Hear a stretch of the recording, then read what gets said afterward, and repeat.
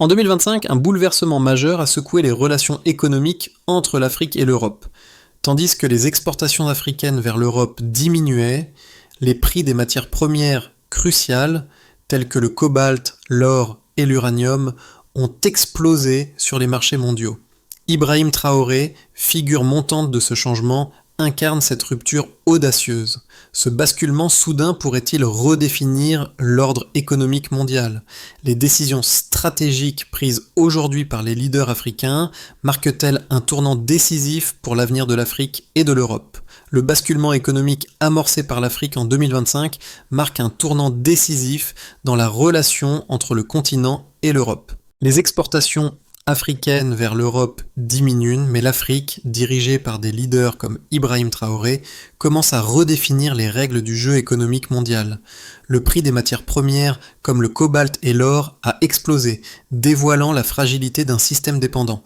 Ce changement pourrait-il transformer définitivement l'équilibre des pouvoirs mondiaux ? En redéfinissant les termes de la souveraineté économique et en refusant de se soumettre aux anciens rapports de force, l'Afrique se positionne comme un acteur incontournable. Cette évolution soulève des questions fondamentales. Comment ces nouvelles dynamiques influenceront-elles les relations internationales à long terme ? Quel impact pour les puissances mondiales habituées à dicter les règles ? Ces interrogations sont plus que jamais au cœur de la réflexion géopolitique, et le rôle d'Ibrahim Traoré dans ce processus semble central. Le basculement économique de 2025 ne s'est pas produit par hasard. Alors que les exportations africaines vers l'Europe s'effondraient lentement, un autre phénomène inattendu émergeait. Les prix du cobalt, de l'or et de l'uranium explosaient sur les marchés mondiaux. Ce renversement des dynamiques mondiales a été déclenché par une série d'événements décisifs. Ibrahim Traoré, leader du Burkina Faso, a compris l'importance de cette transformation et a décidé de jouer un rôle de premier plan dans la redéfinition des rapports économiques mondiaux. Sous sa direction, les nations africaines ont commencé à remettre en question les anciens accords qui maintenaient le continent dans une position de subordination économique. En réduisant la dépendance vis-à-vis des exportations brutes, l'Afrique a amorcé un processus de rééquilibrage qui pourrait changer à jamais l'architecture économique mondiale. Ce n'est pas simplement une question de matières premières, mais de souveraineté économique. En refusant de suivre les anciennes routes commerciales et en imposant de nouvelles règles du jeu, Ibrahim Traoré et d'autres leaders africains signent une rupture avec le passé. Ce processus est bien plus qu'une réaction économique, c'est un changement de paradigme. En se détachant progressivement de l'influence européenne et en attirant l'attention des marchés mondiaux, l'Afrique devient un acteur à part entière, capable de définir ses propres priorités.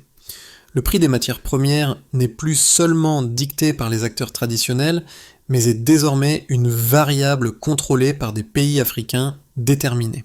Cette évolution radicale pourrait-elle marquer le début d'une nouvelle ère pour l'Afrique et sa place dans l'économie mondiale ? Ibrahim Traoré, en tant que président du Burkina Faso, incarne la montée en puissance de l'Afrique face aux anciennes puissances économiques mondiales. Sa vision audacieuse et sa capacité à mobiliser les ressources africaines autour d'un projet commun ont radicalement changé la donne. Loin de se contenter de suivre les décisions imposées par l'Europe, il a pris l'initiative de réévaluer les termes de la relation économique avec l'Occident.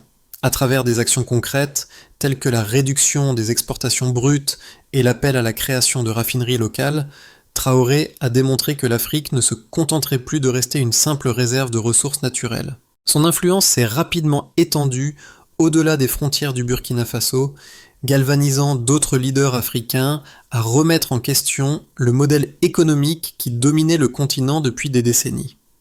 Ces premières actions ont mis en lumière l'impact d'un changement de paradigme. La souveraineté économique de l'Afrique ne repose plus uniquement sur ses ressources naturelles, mais sur la capacité à négocier et à valoriser ces ressources au profit du développement local. La position de Traoré, bien qu'encore fragile, a marqué le début d'un mouvement qui pourrait bien redéfinir les rapports de force mondiaux. En prenant des décisions audacieuses dès les premières étapes de son mandat, il a non seulement perturbé les attentes internationales, mais a également ouvert la voie à un nouvel équilibre géopolitique où l'Afrique joue un rôle central. En 2025, l'Afrique a franchi un seuil décisif qui a bouleversé les relations économiques avec l'Europe. Ce basculement a été marqué par une série d'événements qui ont redéfini les rapports de pouvoir à l'échelle mondiale. Le premier choc est survenu lorsque la République démocratique du Congo a suspendu ses exportations de cobalt, une matière première stratégique pour l'industrie européenne. Cette décision a provoqué une flambée des prix du cobalt sur les marchés mondiaux et a révélé la vulnérabilité du modèle économique européen, largement dépendant des ressources africaines. Ce geste, loin d'être isolé, a eu des répercussions immédiates. Les prix ont triplé en quelques jours, montrant la fragilité d'une architecture économique considérée jusque-là comme stable.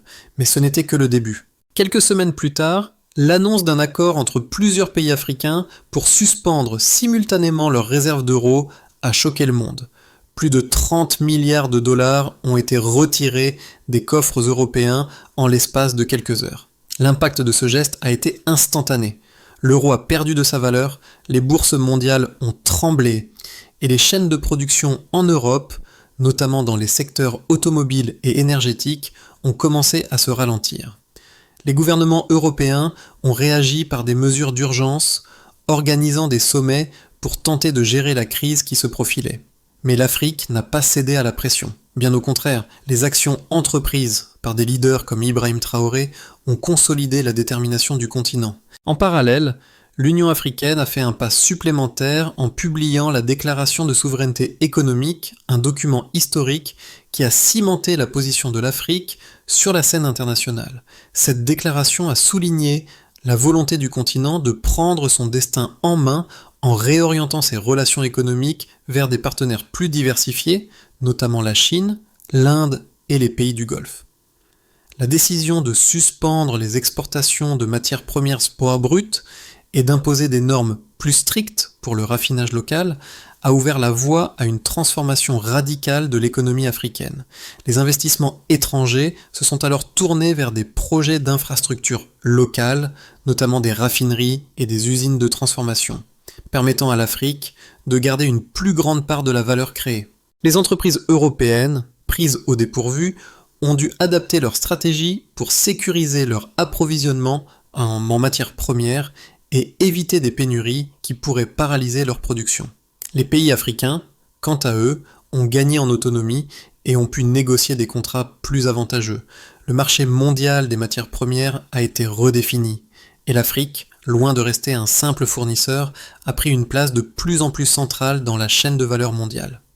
Ibrahim Traoré et d'autres leaders africains ont su exploiter ce moment de vulnérabilité pour imposer des changements structurels qui transformeront probablement la donne pour les décennies à venir. Les événements de 2025 ont ainsi marqué un tournant historique dans l'histoire de l'Afrique, un moment où le continent a cessé de dépendre des décisions extérieures pour se concentrer sur la construction de son propre avenir économique. La question n'est plus de savoir si l'Afrique peut influencer l'économie mondiale, mais combien de temps les puissances mondiales résisteront à cette nouvelle dynamique. L'impact du basculement économique amorcé par l'Afrique en 2025 peut être mesuré à travers plusieurs données clés qui ont secoué les marchés mondiaux.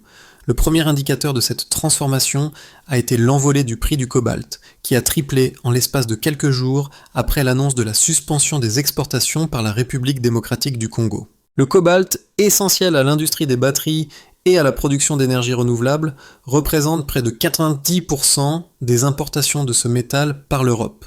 Cette hausse brutale a non seulement affecté les coûts de production, mais a aussi révélé la dépendance stratégique de l'Europe vis-à-vis de l'Afrique pour l'approvisionnement en matières premières cruciales.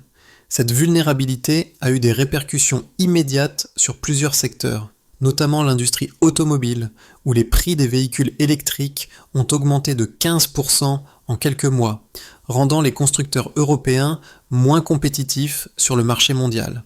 En parallèle, les marchés financiers ont enregistré une chute significative de l'euro, qui a perdu près de 7% de sa valeur par rapport aux principales devises mondiales, suite à l'annonce de la suspension des réserves africaines en euros. Cette perte de confiance dans la monnaie européenne a entraîné une instabilité sur les marchés boursiers, avec une baisse de la capitalisation boursière des entreprises européennes de plus de 500 milliards d'euros. Au même moment, les entreprises africaines, en particulier celles du secteur minier et énergétique, ont connu une hausse de leurs investissements. Selon les dernières estimations, les investissements directs étrangers en Afrique ont augmenté de 22% entre 2024 et 2025, atteignant un total de 65 milliards de dollars, un record historique. Cette croissance a été particulièrement marquée dans les secteurs de la transformation locale, où des raffineries ont été mises en place dans des pays comme le Ghana et la Zambie, permettant de retenir une plus grande part de la valeur ajoutée sur le continent. Les gouvernements africains ont également commencé à revoir leur politique fiscale et à réorienter les ressources vers des projets d'infrastructures stratégiques. Par exemple, le gouvernement du Burkina Faso, sous la direction d'Ibrahim Traoré, a doublé ses investissements dans les infrastructures locales, allouant 4 milliards de dollars à la construction de nouvelles raffineries et usines de transformation. Ce renforcement de l'autonomie économique s'est accompagné d'une révision des accords commerciaux avec l'Europe. Les contrats commerciaux ont été renégociés pour intégrer des clauses favorisant la transformation locale des matières premières avant leur exportation. En conséquence, l'Afrique est devenue un acteur économique plus influent, non seulement en raison de ses ressources naturelles, mais aussi grâce à sa capacité à les transformer et à les valoriser sur le marché mondial. Ces données confirment qu'en 2025, l'Afrique n'a pas seulement modifié les termes de son engagement économique avec l'Europe, mais a aussi imposé un nouveau modèle économique où la valeur est conservée sur le continent et où les chaînes d'approvisionnement mondiales sont redessinées. L'impact de la transformation en cours en Afrique soulève plusieurs points de débat sur la durabilité de ce changement. D'un côté, certains soutiennent que l'Afrique ne fait que réagir à une situation de dépendance qui lui a été imposée pendant des décennies et que cette stratégie n'est qu'une réponse circonstancielle à des crises économiques ponctuelles.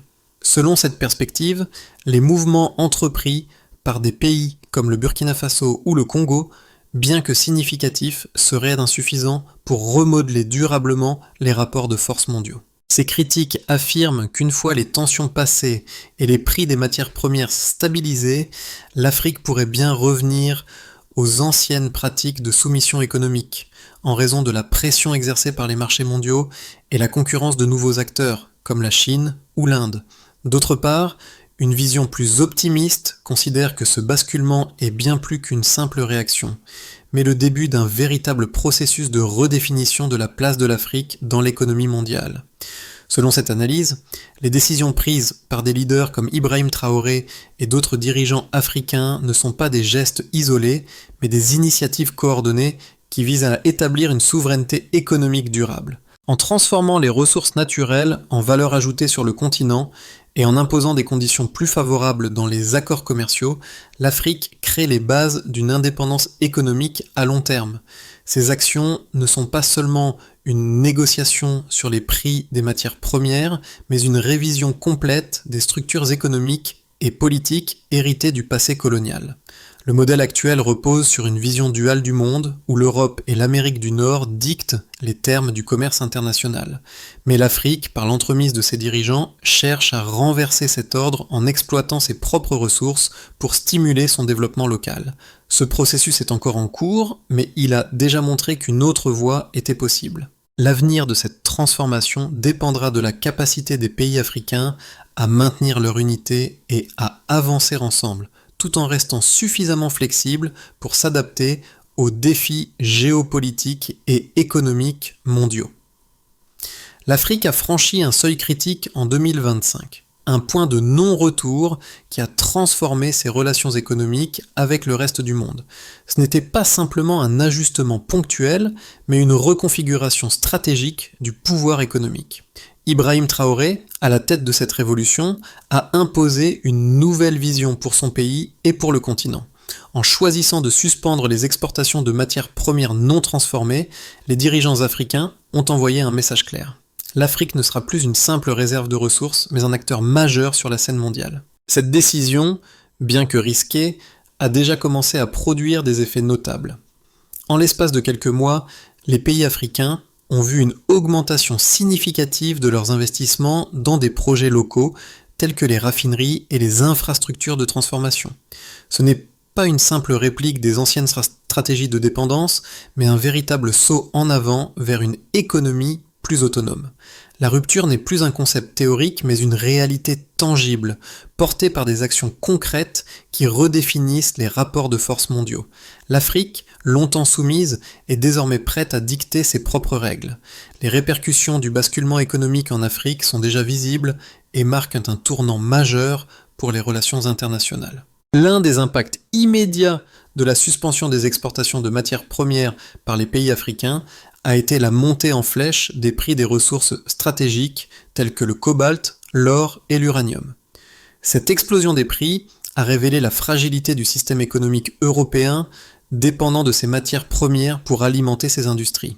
En réponse, l'industrie automobile européenne a commencé à ralentir, les constructeurs ayant du mal à sécuriser leurs approvisionnements en métaux critiques. En quelques mois, les chaînes de production se sont retrouvées sous pression et les prix des véhicules électriques ont augmenté de manière significative. À court terme, l'impact a été immédiat avec une baisse de la production et des retards dans les livraisons. Mais au-delà de l'industrie automobile, ce changement a aussi affecté les économies européennes dans son ensemble. La perte de valeur de l'euro, alimentée par la suspension des réserves africaines en euros, a eu des conséquences profondes sur les marchés financiers. L'euro a perdu près de 7% de sa valeur par rapport aux autres grandes devises mondiales, ce qui a provoqué une instabilité sur les bourses européennes. Les investisseurs ont réagi en retirant leurs fonds des marchés européens, renforçant ainsi la volatilité des économies de la zone euro. Les gouvernements européens ont dû organiser des réunions d'urgence pour gérer cette crise, mais le chemin vers la stabilisation reste incertain. Dans le même temps, l'Afrique, loin de se laisser intimider, a vu ses économies se renforcer. Les investissements étrangers ont afflué non seulement dans les secteurs des matières premières, mais également dans la transformation locale des ressources. Des pays comme le Ghana, le Burkina Faso et la Zambie ont connu une hausse significative des investissements dans leurs infrastructures locales, notamment dans la construction de raffineries et d'usines de transformation. Cette évolution marque un tournant décisif. L'Afrique devient désormais un acteur incontournable dans l'industrie mondiale des matières premières. Les pays africains, en tirant une plus grande valeur ajoutée de leurs ressources, réduisent leur dépendance vis-à-vis des exportations brutes et génèrent de nouveaux flux économiques internes. Mais ce changement ne concerne pas uniquement les grandes puissances économiques mondiales. Les populations africaines ressentent également les effets de ce basculement. Les nouvelles infrastructures créent des emplois locaux. Et la création de nouvelles industries a contribué à une augmentation des revenus dans les zones productrices de ressources naturelles. Les bénéfices ne se limitent pas aux gouvernements et aux entreprises.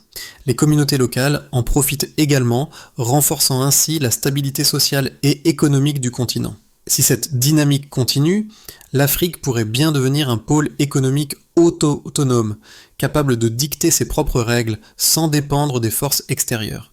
Cette transformation ne se limite pas à une réorientation économique, mais touche également les structures politiques et sociales, redéfinissant le rôle du continent sur la scène mondiale. À 6 à 12 mois du tournant de 2025, plusieurs trajectoires se dessinent pour l'Afrique et son impact sur l'économie mondiale. 3 scénarios principaux peuvent être envisagés, chacun ayant des implications profondes pour l'avenir du continent et de ses relations avec le reste du monde. Dans un premier scénario, celui du rééquilibrage contrôlé, l'Afrique continue sur sa lancée, consolidant les gains réalisés en matière de souveraineté économique sans trop de perturbations majeures. Les pays africains maintiennent les mesures déjà en place, mais le processus reste relativement lent. Les investissements étrangers continuent d'affluer, mais de manière mesurée, avec des pays comme le Ghana, le Burkina Faso et la Zambie renforçant leurs capacités industrielles. L'Europe, bien que fragilisée, parvient à stabiliser son économie par des réformes internes et une meilleure diversification de ses approvisionnements en matières premières. L'Afrique, dans ce scénario, reste un acteur majeur, mais l'équilibre économique global reste assez stable, les ajustements étant relativement prévisibles. Ce scénario offrirait un avenir modéré mais stable pour les relations internationales, avec l'Afrique jouant un rôle accru sans bouleverser l'ordre mondial. Un deuxième scénario, plus optimiste est celui de la consolidation panafricaine. Dans cette trajectoire, l'élan pris par l'Afrique se transforme en un véritable bloc stratégique, unifié et capable d'influencer les décisions économiques mondiales de manière significative. Les investissements dans la transformation locale des ressources naturelles augmentent rapidement et plusieurs pays africains commencent à adopter des politiques monétaires communes ou des accords régionaux renforcés. Le continent voit émerger de nouvelles zones de production industrielle avec une diversification économique notable. L'Europe, face à une pression accrue, adopte des stratégies de coopération plus égalitaires, cherchant à renforcer ses liens avec l'Afrique plutôt qu'à imposer des modèles économiques. L'Afrique devient un pôle économique à part entière, attirant des investissements diversifiés, notamment dans les infrastructures et les technologies. Ce scénario ouvre la voie à une coopération stratégique mondiale où l'Afrique n'est plus simplement un fournisseur de ressources, mais un partenaire clé dans le développement économique mondial. Enfin, un scénario plus pessimiste envisage une fragmentation et des tensions internes. Le scénario le plus risqué voit l'Afrique entrer dans une phase de fragmentation, où les divergences politiques et économiques entre les pays du continent affaiblissent l'élan de la souveraineté économique. Alors que certains pays continuent de diversifier leurs partenariats et d'adopter des stratégies locales, d'autres, plus dépendants des investissements extérieurs, pourraient revenir à des accords plus traditionnels avec l'Europe et d'autres puissances. L'instabilité politique dans certaines régions pourrait freiner les réformes économiques et les tensions internes pourraient diviser davantage le continent. L'Europe pourrait, dans ce scénario, chercher à renforcer ses relations avec les pays africains les plus fragiles pour éviter une perte d'influence totale. Ce scénario pourrait entraîner une instabilité économique avec des inégalités croissantes entre les pays africains et une perte de la dynamique de souveraineté économique. Ces trois scénarios montrent que, quel que soit le chemin choisi, l'Afrique a désormais l'opportunité de façonner son avenir économique et de jouer un rôle clé dans l'économie mondiale. Le chemin vers la souveraineté économique est semé d'embûches, mais les possibilités restent vastes et diversifiées. L'impact du basculement économique en Afrique ne se limite pas aux sphères politiques ou économiques. Il touche également les citoyens, les travailleurs et les entrepreneurs. Pour ceux qui observent de près cette transformation, la question est de savoir comment ils peuvent tirer parti de cette nouvelle dynamique. Les professionnels africains, en particulier dans les secteurs de l'énergie, des matières premières et de la transformation, se retrouvent au cœur de cette évolution. Ces secteurs, autrefois dominés par des acteurs étrangers, offrent désormais de nouvelles opportunités de croissance locale. L'infrastructure industrielle en plein essor crée des emplois et génère de nouvelles compétences, ce qui contribue à un renforcement significatif des capacités locales. La montée en puissance de ces industries locales représente une véritable opportunité pour les entrepreneurs africains qui bénéficient désormais de meilleures conditions pour se développer sans la lourde concurrence des entreprises multinationales. Cependant, cette transformation comporte aussi des défis. Les travailleurs, notamment ceux des secteurs informels, doivent s'adapter à de nouvelles réalités économiques. La diversification de l'économie et l'industrialisation entraînent une restructuration du marché du travail avec des exigences accrues en matière de formation et de qualification. Les gouvernements africains ont un rôle clé à jouer dans l'accompagnement de cette transition. En investissant dans l'éducation et la formation, ainsi que dans les infrastructures de soutien, ils peuvent aider à préparer la prochaine génération de travailleurs pour un marché économique plus compétitif. Pour les entrepreneurs, cela signifie également un besoin croissant d'adopter des pratiques plus durables et innovantes tout en explorant de nouvelles opportunités dans des secteurs stratégiques comme la technologie, les énergies renouvelables et l'industrie locale. En outre, la capacité à naviguer dans un environnement économique plus diversifié et compétitif sera cruciale pour saisir les opportunités offertes par cette transformation. L'Afrique n'est plus seulement un spectateur de l'économie mondiale, mais devient un acteur majeur, et chaque citoyen, travailleur ou entrepreneur peut désormais jouer un rôle dans ce mouvement de transformation économique. Pour concrétiser la souveraineté économique de l'Afrique et assurer une transition durable vers un modèle économique plus autonome, plusieurs étapes clés doivent être franchies. La première de ces étapes est l'harmonisation des cadres réglementaires et fiscaux entre les pays africains. Cette cohésion permettra non seulement de faciliter les échanges intra-africains, mais aussi de renforcer la négociation collective dans les accords internationaux. L'objectif est de créer un marché commun plus intégré et plus résilient face aux pressions extérieures. La deuxième étape consiste à renforcer les capacités locales en matière d'infrastructures industrielles. La construction de raffineries, d'usines de transformation et d'installations énergétiques locales est essentielle pour retenir davantage de valeur au niveau national. Ces infrastructures devront être financées par des investissements locaux et étrangers, mais aussi soutenues par des politiques publiques qui favorisent l'innovation et l'entrepreneuriat. Les pays africains doivent également investir dans la recherche et le développement pour stimuler des technologies propres et innovantes. Troisièmement, une attention particulière doit être portée à la formation de la main-d'œuvre. L'industrie africaine de demain nécessitera des compétences avancées dans des domaines comme l'ingénierie, les énergies renouvelables et la transformation numérique. Le développement de programmes éducatifs adaptés en partenariat avec des entreprises locales et internationales est crucial pour préparer les jeunes à ces nouveaux défis. Enfin, une politique monétaire commune et une gestion des ressources naturelles intégrées renforceront la stabilité et la souveraineté économique. Le contrôle des chaînes d'approvisionnement, la gestion transparente des ressources et la mise en place de monnaies locales ou régionales réduiront la dépendance des pays africains vis-à-vis des fluctuations extérieures. Ce modèle d'autonomie stratégique donnera à l'Afrique les moyens de dicter les termes de ses relations économiques, renforçant ainsi son influence sur la scène mondiale. Le tournant pris par l'Afrique en 2025 est bien plus qu'un simple changement économique. C'est un moment de redécouverte de la dignité et du pouvoir intérieur du continent. Ibrahim Traoré, à travers ses actions audacieuses, incarne ce renouveau. Ce n'est pas seulement une réorganisation des ressources, mais une remise en question des anciennes hiérarchies, une affirmation que l'Afrique peut décider de son avenir sans demander la permission. Ce moment marque une étape décisive dans l'histoire du continent. L'Afrique, longtemps perçue comme un simple fournisseur de ressources, s'impose désormais comme un acteur global, capable de façonner son destin.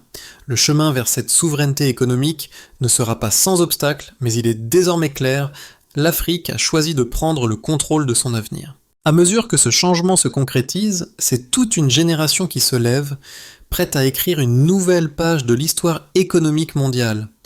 Les enfants d'aujourd'hui, les travailleurs, les entrepreneurs et les citoyens africains d'un futur proche regarderont ce moment comme le point de départ d'un nouveau monde, où l'Afrique n'attend plus, mais décide.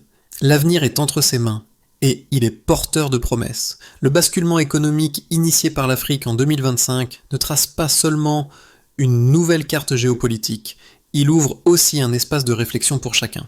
Les décisions prises par des dirigeants comme Ibrahim Traoré invitent à regarder autrement les dépendances que l'on croyait naturelles et les équilibres que l'on pensait immuables.